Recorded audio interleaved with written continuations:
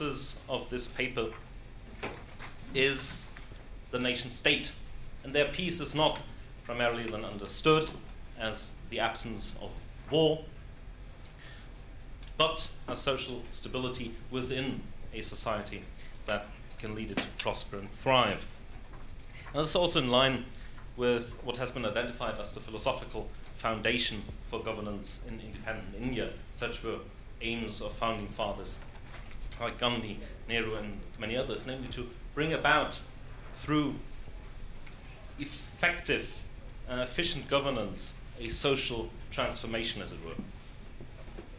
Now, to briefly take you through the agenda for today, I'm going to say a few words about the state of play as far as these two concepts, governance and peace, are concerned, in the theoretical realm, but also in the regional scenario of South Asia.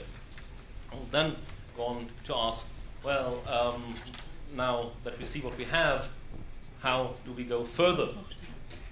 And in the final section, look beyond existing institutional frameworks such as SARC. I suppose if you talk about regionalism in South Asia, you can't get past that term. Well, trying to see what else could be done in terms of regionalism, and maybe in terms of encouraging a regionalism from below. Now, governance, as I said, is looked at through the prism of culture. I mean, is inclusive governance. And inclusive governance is a form of governance that takes culture and plurality of meanings and discourses in society seriously. I said it's at the axis of peace building and state building. It is, to give you a minimalist or at the same time maximalist definition, orderly rule. This is how, in two words, it can be defined. Of course, there's much more to it. An orderly rule can take many different shapes. Talking about South Asian context, which is a post-colonial context, where societies are inherently and deeply divided along fault lines of culture, such as language, religion, and ethnicity. Governance would always be context dependent. In other words, there would not be a blueprint for effective governance, even though earlier development economists and institutions like the World Bank have tried to come up with a model that would be universally applicable. I think now in the literature and in statement papers that you see being produced by big international organizations, they're moving beyond this initial paradigm of the 50s, 60s, and 70s. Now it is context dependent, it is non-linear. That means it is not, we can't witness a evolution in governance from a divided state to a good and effective governance, as it were. It is always, and that I think is a point that is worth emphasizing, always process as well as product. So it is, governance can be witnessed not in its final output necessarily, but also in the many ways that can be taken to get there. This model that I'm citing here, which can be found in a book called The Puzzle of India's Governance by Subrata Mitra, who's also associated with the South Asia Democratic Forum. He has in this model conceptualized governance for post-colonial societies. And he has situated governance at the interface of a modern state with modern state institutions and traditional, deeply divided societies. Now, the state was transplanted onto society in India's case in 1947. Modern institutions, which were more or less shaped along Western models. These institutions had a thin legitimacy, as it were, and a thin legal identity, as opposed to a primordial, traditional, long-grown society with internal fault lines. Now, governance, hence, can be identified as the link that brings state institutions to society, but at the same time also, if implemented successfully, takes societal elements into the state structure, thus creating legitimacy. And very similar model, actually, was designed in the framework of the United Nations Development Report that I cited earlier. So the UNDP identified key governance priorities as well as key activities to achieve them. Basically, these are 4 parameters, namely responsive institutions that deliver essential services to the population. These are inclusive politics, which occurs when states and societies exhibit mechanisms that allow for legitimate and peaceful expression of interests, and a resilient society. And in a resilient society, state institutions work with non-state actors to ensure that society plays a role in monitoring, assessing, mediating, and responding to social conflict and political crises. Partnerships, then, surrounding that, are partnerships essentially between state and non-state actors as a means of operationalizing the 3 parts: resilient society, responsive institutions, and inclusive politics. That's all leading to a social contract in Rousseau's sense. Now, this is as far as the theoretical outline is concerned. Now, if we move to the region of South Asia and see how these models are applicable, we would find that, of course, South Asia is shaped by strong asymmetries on both an inner state level and an intra-state level in between the various states. We would also see that soft factors, such as identity, which is also subsumed here in the larger framework of culture, plays a crucial role in the politics of the region. A lot of politics that happens is identity politics. And hence, identity is of relevance for the success of policy, as well as for the stability and resilience of polity of the state institutions that are being created along those divisive lines. Now, if you read my paper, you would find a more detailed account of what India has done vis-à-vis Pakistan and Sri Lanka. It's there in print, so I won't repeat myself. In a nutshell, you'll see the failure on the part of political leaders, notably in Pakistan and Sri Lanka, to accommodate these warring identities. And the failure on the part of political actors to see that most politics is identity politics, and that is not only instrumental, i.e. being a means to an end, but is actually primordial and is something that is more than just a strategic use. Now,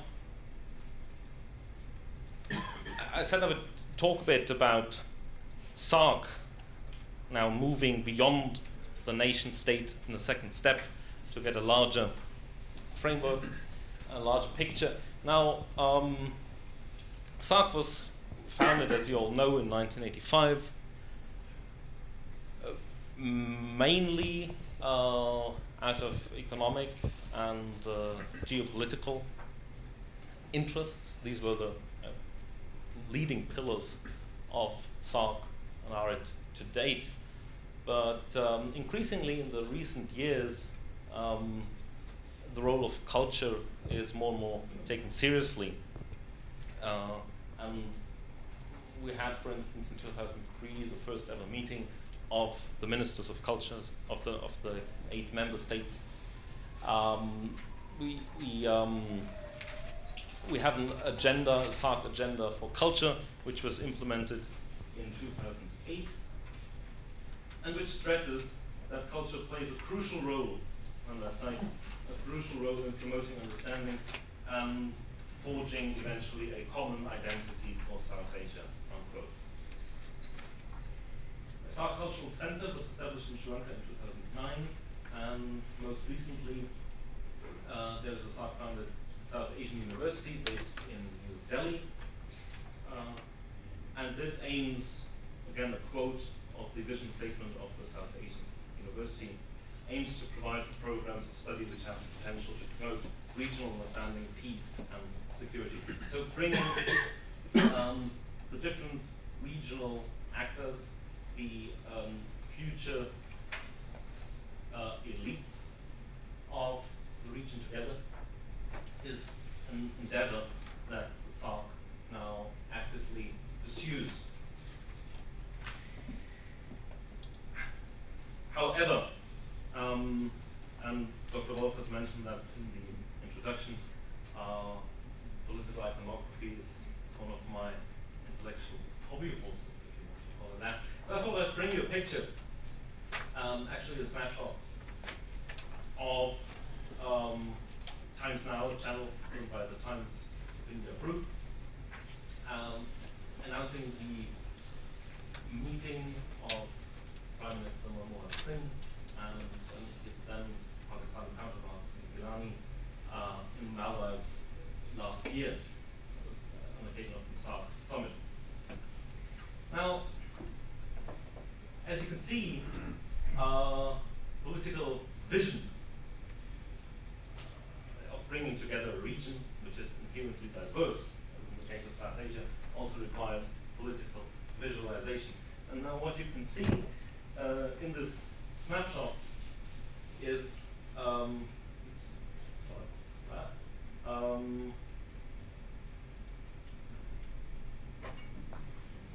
should we go back here?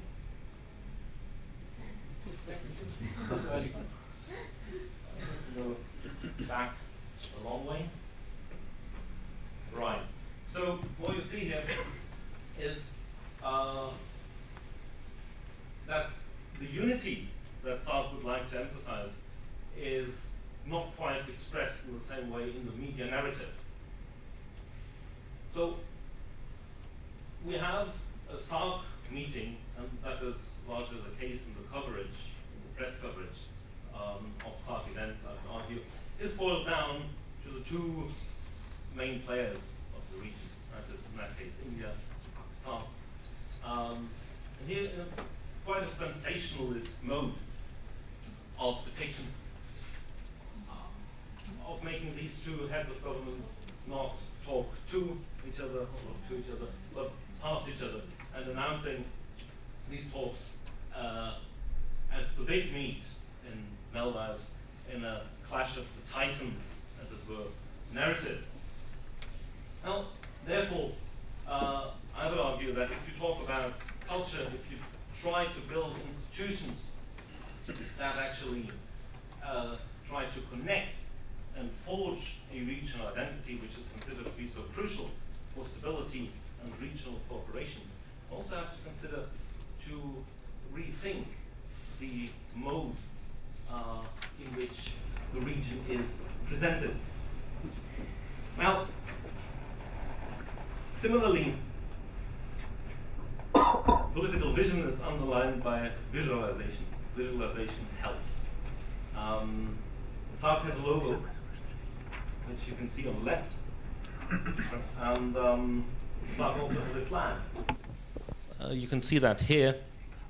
This is an academic speaking occasion of the SARC regional conference in Sri Lanka earlier this year.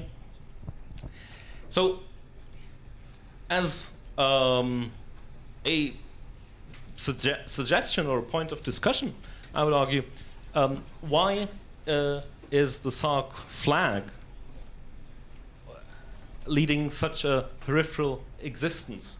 Why is it not there in the same way that the flag of the European Union is there, when, not only when, heads of government of the European Union make, but also when they address their own people and their own citizens. So the heads of government, leading politicians of the EU, would have the respective flag of their nation alongside the flag of the European Union. So it's details like these which could make a tremendous impact.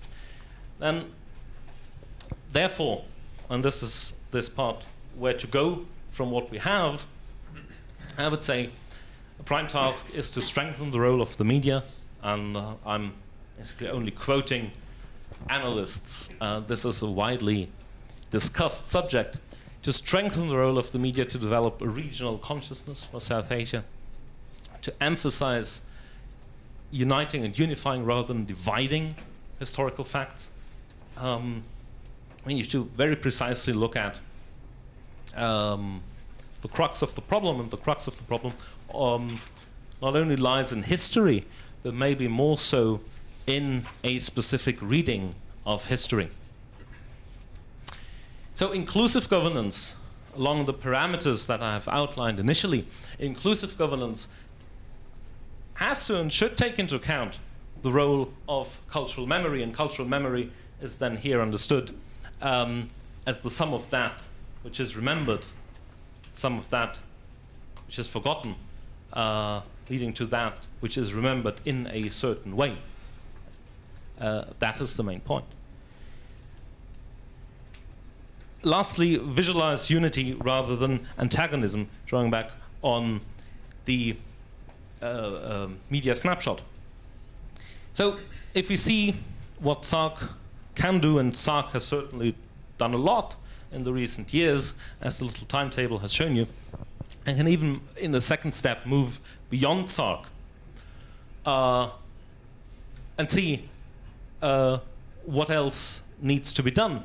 Now, politics needs to certainly take into account the plurality of cultures that exist, not only in the region, but also internally on the nation-state level. Otherwise, governance in these deeply divided societies, which all of them are, will remain low. SARC is not a union of minds, right? That is maybe a problem SARC shares with other regional frameworks.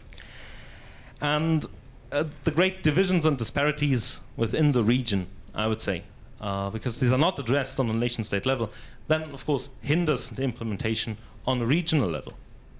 So there would, in my understanding, appear a need for a cohesive doctrine to provide a foundation for stability, for cooperation in South Asia, and we would have to ask the question whether institutional, extra-institutional frameworks can be combined in a third way, as it were. Thank you very much.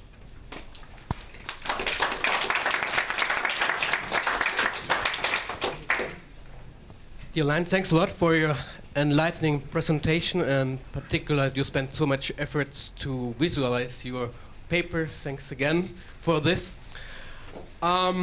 Since we have only 15 minutes left, I would rather prefer to hold my own questions back in order to keep the discussion going, and would immediately hand over this words to.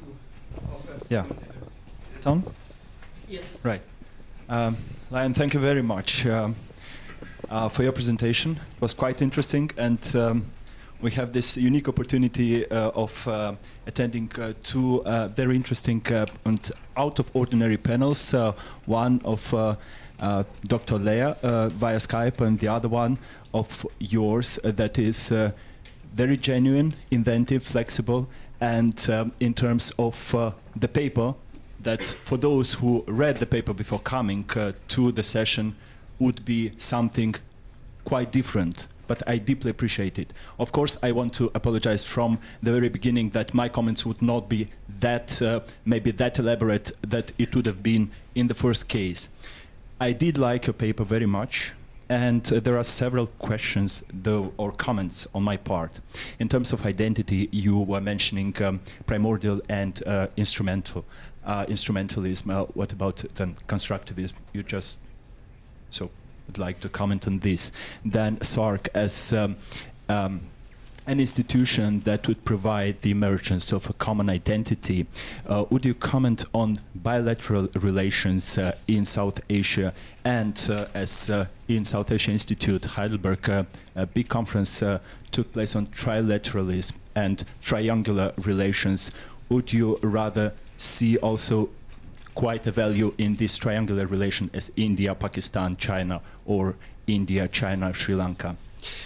Then I wasn't quite sure on the term inclusive governance. So I know inclusive is quite en vogue term, especially in Germany. And this difference between Inklusion and Integration, so inclusion and integration, or multiculturalism, is that in the integration phase you have different groups and you try to integrate them. Inclusion means you do not have these different groups, you treat them equally, you do not discriminate against them, so you include all of them. So maybe I'm just misreading or misinterpreting. So what's inclusive governance in UNDP case? Otherwise, thank you very much for your presentation, and I pass the mic over to Marian.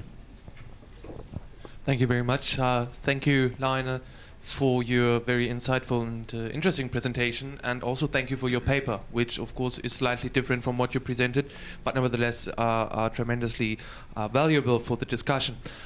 Please allow me to draw the attention to parts of the paper where you focused very extensively and specifically on the component of language as one of the constituting elements of culture. And I was wondering throughout the whole paper, and it came out in parts of the presentation as well, that one problem associated with the issue of integration and cooperation might become that not only the state, the nation state, but also the whole region might fall prey to an ever-rising demand for regionalism. I mean, in your paper, you strongly advocate the drawing of subnational units of administration along lines of language groups.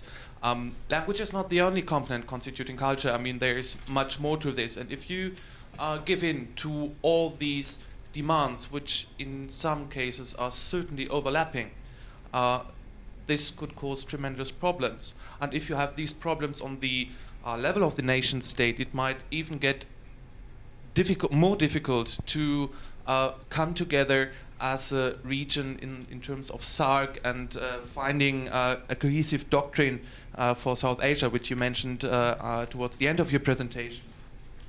So my question would be, how, if so many cultures of different nations within the nation state have to be accommodated, can we then, in a regional framework like SARC, come to a cohesive and agreeable solution to the problems of integration?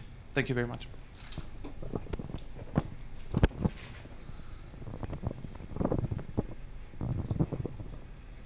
Should I comment right now? Well, thank you very much. My apologies, of course, for not sticking word for word to the initial paper. But on the other hand, I'm quite glad that in the week between the submission of the paper and this presentation, I seem to have somewhat evolved. So, identity is constructed. Absolutely. Identity is something that is there, but it's also something that someone tells you that is there and that you believe in. Now, what SARC does, taking into account culture, is probably an equal identity construction, right? But that doesn't mean that we should be too wary of it. We should be aware of it, but we should not be too wary of it if it helps to foster peace in the region. Now, You raised a lot of valuable points. I'll not go over them one by one. An important question to me appears to be, well, on what level should we talk? How many players should be included? Right? You raised this point of a triangular relationship. Now, I wouldn't see that as a good way forward, because inevitably you'll leave smaller states behind. And India, as the largest country, as economically the most important country in the region, will have to play a role in either way. That is what I think, right? Because of smaller, India will be there in any case for a success of this. That is my assumption. So I think we should not try to keep on changing institutional setups too drastically, but see what there is and what we can work with, what we have. Similarly, an important point that you raised, Marianne, is the question, well, how much can a region or how much can a nation state take? How much difference can they give an institutional forum to? That is the question.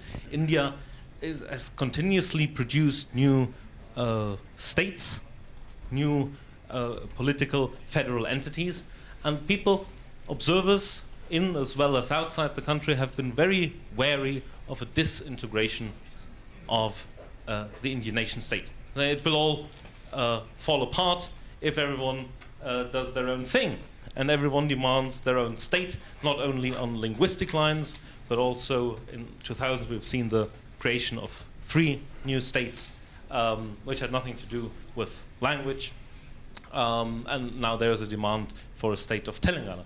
So how much more can it take? I will answer that question with referring to the example of Pakistan.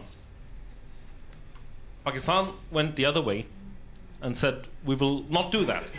We will not give in to regional demands on language or other grounds, and see what happened to Pakistan in 1971.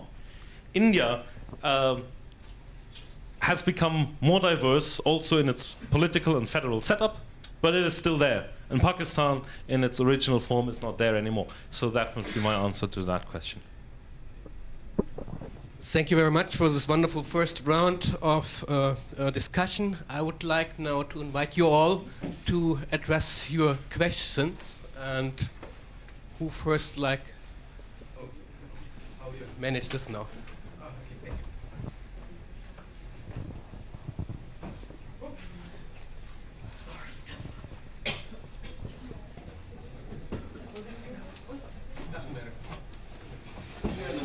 Thank you. Shall I? Is it on? Is it on? Yeah, I think I can be heard. My name is Perchin Mek. I come from the College of Europe. My question is a very short question. I wanted to ask you, would you think it would be possible to have a consultational system like in Switzerland, where all the segments of minorities are somehow represented in the governance, and maybe direct democracy within it? Because in some countries that works. If I'm not mistaken, either in Malaysia or Singapore, no, in Jordan, that's also the case. So different identities, but all the identities are somehow represented. So what do you think, how it would fit in the South Asian? Thank you. Doesn't seem to be. Should I answer? Or directly? I can do it, as you want to.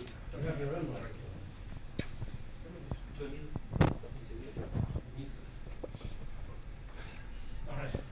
Doesn't seem to do much. Right? It's on. This is being live streamed, I understand. So to all those out there, they would be grateful if you used the mic. Now, I would say what you have suggested is already there. It is there in India's political setup. Not on a regional level, of course, because there's a very long way to go. But India could be a model, I think, not only for the neighboring states in South Asia, but also beyond the region. India, I've said that earlier, has done very well in accommodating diversity. Most communities, be they linguistic, ethnic, religious, are represented in political bodies. They do find a voice in the media. There is a huge and ever-growing media landscape. That is also a very important point, where members of these particular communities can run their own media, or will also be represented in larger nationwide media. And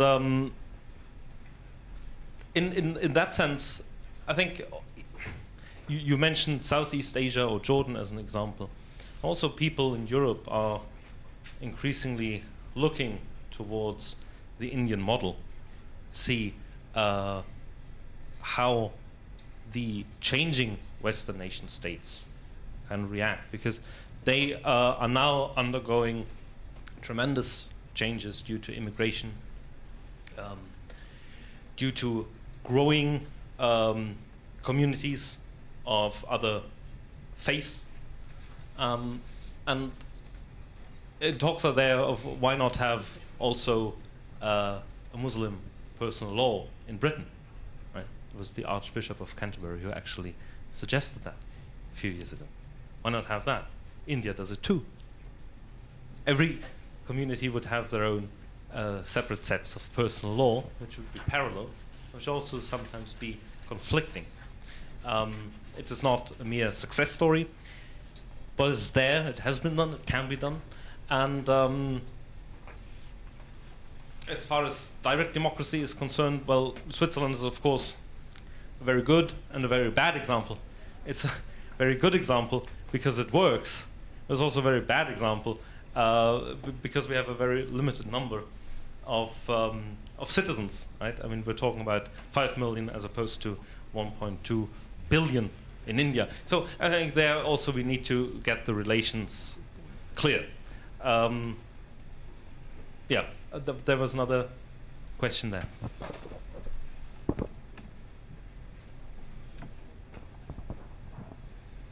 Thank you very much. Is it working? Yeah. My name is Dick Guppel from the European Institute for Asian Studies here in Brussels. On this cultural question, I don't personally think that cultural differences are going to be the major factor affecting regional cooperation in South Asia. They're important factors within a number of SAARC member countries. As you pointed out, Pakistan, as it was in 1947, wholly Muslim, or almost 95% or more Muslim society, split up because of the argument between the Bengalis, the Bangladeshis, and the particularly Punjabis. It was over a political issue, not over really a cultural issue. Sri Lanka has had a huge problem of cultural differences, mainly due to language, but also the fact that the Sinhalese majority were mostly Buddhist, whereas the Tamils were either Hindu or Christians. Bhutan has had a difficult problem with the Nepali-speaking minority living in the south, which has caused a major crisis. But I wanted to ask you something very different. In 1970, as a postgraduate student, I wrote a paper on supranational political parties based on something written by the American professor Ernst B. Haas, who in 1958 wrote a book, forward-looking book called Uniting of Europe. And the question was, how far could cooperation between political parties from different member states in the European Economic Community, as it then was, promote regional integration? European integration since the early 1950s was dominated by three main, what you might call, political families: the Christian Democrats, the Social Democrats, and the Liberal Democrats. From the 1980s onward, you could add in the Greens.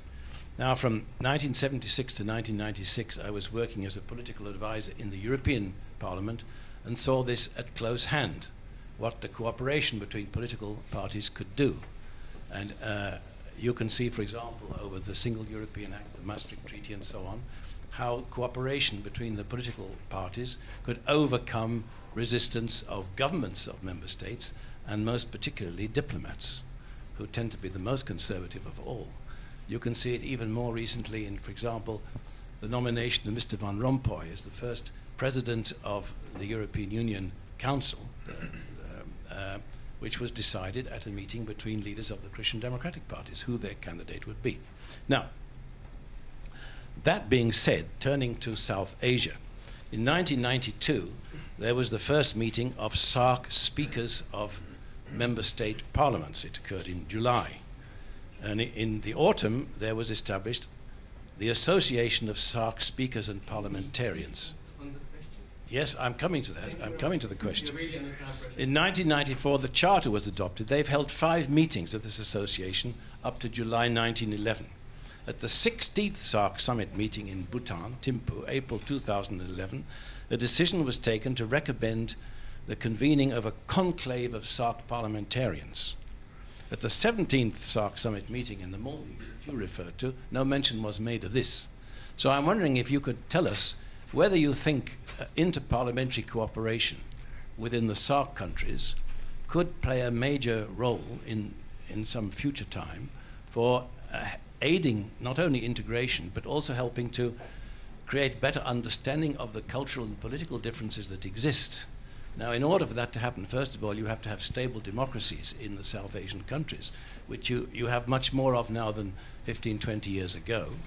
And also, you have to have some possibility of parties, political parties from the different member states having something in common which could help them cooperate across borders. That's what I wanted to ask you, if you'd be kind enough to comment. Thank you. Thank you very much, I would like to have one question more, and then should be the last one.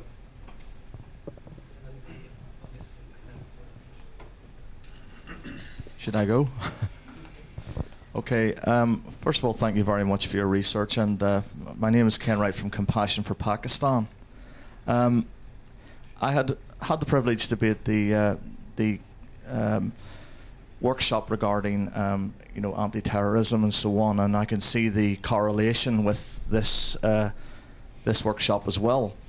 The first point is I had the privilege of growing up in a province, Northern Ireland, where we now have a working Stormont government.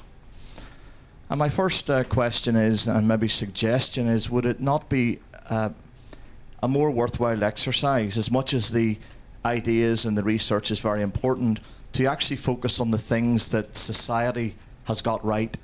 When we look at loyalism and nationalism in Northern Ireland, where soldiers, police officers, bombs were going off, and I grew up through those troubles, and so therefore, working on, when we look at nationalism and loyalism, we now have ex-terrorists in the Stormont government on both sides, and they are making laws, whether we like it or we don't like it. As much as I would disagree with any form of terrorism or any form of hurting anyone, why do these organizations exist? They exist because they have a support base. They exist because people do support them, and they do have in a democratic setting, they do have that. So my point is would it not be a more suitable exercise to, like in the case of Pakistan, for example, to drive and encourage the terrorist entities into more collective political expression of their views, rather than having to resort to a terrorist agenda, which would help, like has happened in Northern Ireland, where now we have a decline in extremism and a more focus on the economy and a more focus on mutual understanding.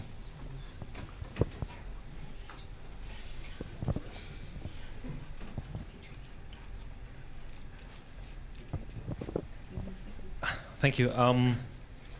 Now, as nice as a picture it might be, SARC is not the EU, and the EU is not the SARC. This is always coming up. It's as misleading as the comparison between the United States of America and Europe. These are completely different things. When you look at political parties, we have to consider the fault lines along which these parties came into existence. Political party theory has shown that there are certain, they call cleavages, fault lines along which political parties in Europe came into existence. So these were, for instance, labor capital, this was urban rural, this was church or secular state. Now, I would argue that the cleavages in South Asia are different ones. I mean, you have the 3 M's for India, Mandal, Mandya, Market. These are the 3 internal lines along which Indian political parties were formed. Well, I would say that it's this idea of bringing them all together or having sort of cross-border corporations might not be as easy as it was a few decades ago. Earlier, India and Indian politics was the Indian National Congress. The Congress Party was an umbrella party and it was a catch-all party. Now we're seeing a rise of regional parties. And we see coalitions of the central government that have to enter coalitions with specific regional parties from different parts of the country. That I would say would hinder that idea, you know, of bringing them together cross-state. But we can talk more about it. It is an interesting approach. I would be happy to learn more about it. Now, as far as the terrorism issue is concerned, you're mentioning Northern Ireland. Similar ideas were mentioned with regard to Afghanistan. Can we talk with the Taliban? Can we enter into negotiations? Can you negotiate with people who work against the very idea of a balance? Now, the short answer to that big problem would be not to negotiate with terrorists, but create political and institutional conditions that prevent them from coming into existence and from thriving. Okay. Thank you.